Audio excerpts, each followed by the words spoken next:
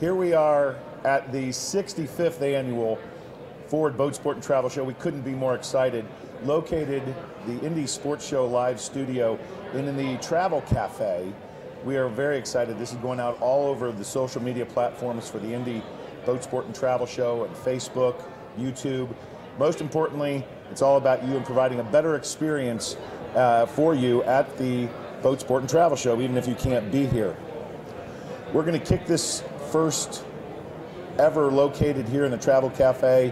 All new lights, new studio, great comfortable furniture, which we're very appreciative of after a long day, with a living, truly a living legend if you are into motorcycles. As you know, there's a show within a show.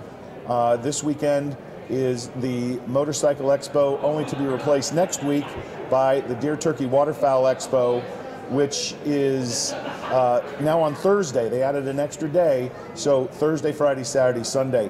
But a living legend is here with us, and it is my honor to welcome you, Bob Schultetti. You, of all people, were telling me a story about how you were here even before the Boat Sport and Travel Show was a Renfro production back in 1949. That's right. And you know, legend has it that you started your business, or your family started in business in 1946. That is quite a run. Of course, Southside Harley-Davidson is a legend here in Indianapolis. Tell us about your rise to get here from 1946 and your family to today.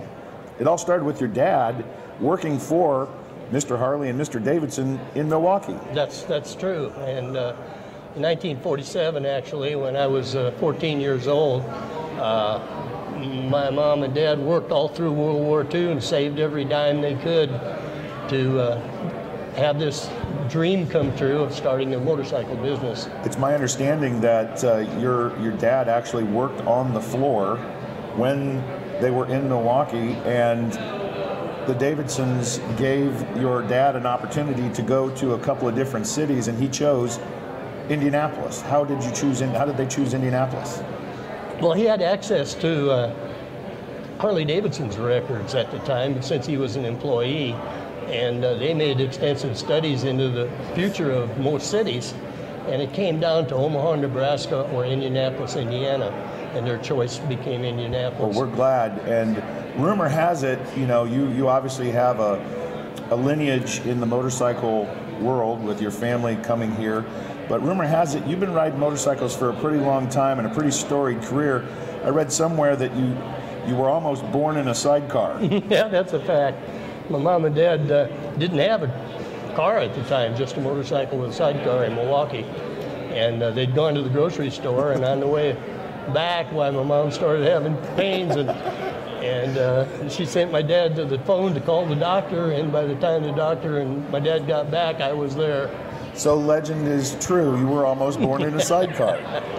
So you've had, the history of Harley-Davidson, the history of Southside Harley-Davidson. You actually had a display at the Indiana Historic Center about the history of motorcycling and the role that you've played in that. That had to have been pretty significant. Yes, we were really honored to be asked to do that, and we were celebrating our 70th anniversary at that time, the business 70th anniversary. How do you encourage younger riders? I've heard this, that the millennials aren't into motorcycles the way it used to be. How do you encourage, what is your message to young people? We're working on that. This is one of the things we're concentrating on in the Pioneers of Hoosier Motorcycling area here at the show. And we're concentrating this year on trying to get more interest out of young people. And there's one thing that I want to encourage the young people to go on with this thing, and one of the things I'd like to say to them is they should be involved now, not feel like they're young or too young to be involved, because they will be the pioneers of the future. And I think it's an important thing that they do that. So with your role in the retail business and interacting with the thousands of people that have enjoyed the Harley-Davidsons from Southside Harley-Davidson, is it true? Do you see more younger people being involved? Are they buying different types of motorcycles? What are they doing? Actually, we are selling young people motorcycles, but not in the numbers, not in the numbers that we had. But then, by the same token, we don't really have the young people coming on as many as we did have back a few years ago. And there's so many more interests now that people can get into.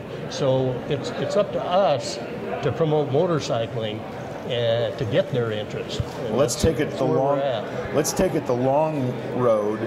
Where do you see the future as you've had, since 1946, 47?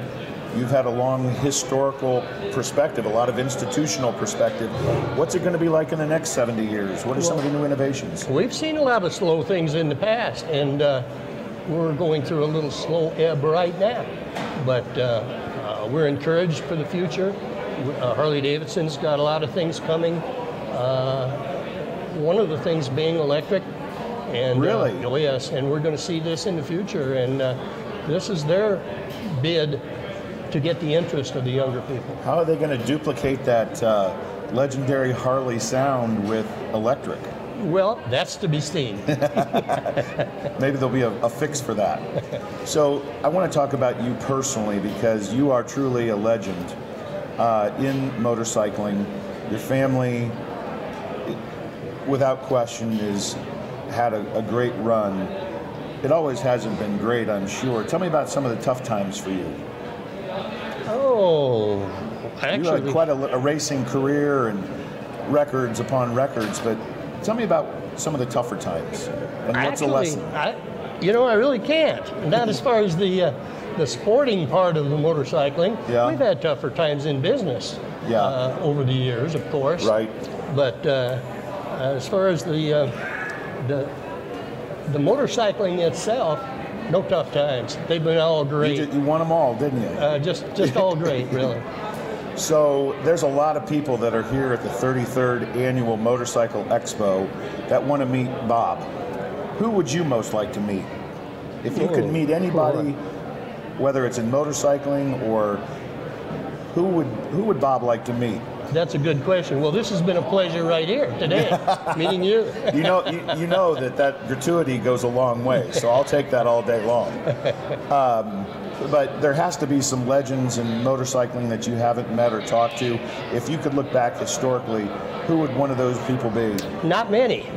In all the years, you know them all, don't you? In all the years that we've raced, why, including the whole country, yes, some of the famous names from the West Coast spent whole weeks in our business because my dad were personal friends with them, and they were tuners working for some of the best, fastest motorcycle racers that were ever involved. And of course, it also has delved off into automobile racing. Paul Goldsmith, who became a 500-mile driver, and Joe Leonard, all spent days in our business working on their own motors to get ready for another track. So I've had the pleasure of meeting all these people very personally. So now you have almost 4 generations working in the store now. Yes. And that tells a lot when a family can work together and be successful over those 4 generations. What do you do now? Matter of fact, they're doing all the work. I'm kind of hanging out right now.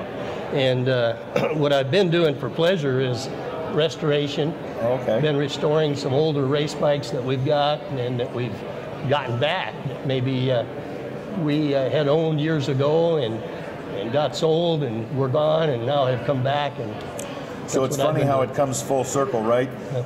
You're back to being a gopher again, aren't you? There you go. So as you are here, you're going to be participating in a Legends panel, per se. Who's going to be on that panel?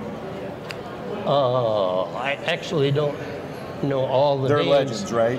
Oh, yeah. There are 4 generations of racers is what it amounts to. And so we've got a lot in common, yet there's been a lot of change. And it's going to be interesting to hear the story that each one has to offer. So what's your favorite bike in your collection? Oh, boy. Honestly, don't have a favorite. I really don't. If I do, They probably all have their own unique stories, don't they? yeah, they really do, because the track racing motorcycles are machines that I love, that we've built and nurtured over the years and raced. But track racing is a pretty short thing. 10 laps on a racetrack, just a matter of minutes. But the enduro bikes, some of them we lived on for 2 days in a 500-mile jack pine run in Michigan. So you got to spend a lot of time on that motorcycle. Right. So in its way, how many are in your collection? Oh golly, honestly, and rounded to the nearest 100. No, not that many. We probably have 20 or 30. That's great. And I know your wife is here with you, and your granddaughter is going to be on one of those, on that Ask the Pros type panel. That has to make you feel good that you've got a granddaughter in the business, so to speak, and appealing to women, I assume. Oh yes, absolutely. Yeah, the whole family, granddaughters and great grandsons now that are all active in motorcycling. I don't know if there's anything left for you to do. What have you not done that you wish you could do? Well, truthfully, I'd like to just see the sport continue to grow. I think that's the biggest thing, and share some of the pleasures I've had with the people that are riding today. Do you still ride? Oh yes, yeah. What bike do you ride now? Not the miles that we once did, but I do still ride. I know your wife was part of your pit crew for years. Yes, behind every good man, there's a good woman, right? She never missed a race. Is that right? My entire career, right. That is quite a testimony. Bob, it has been my thrill to have you be on Indy Sports Show Live.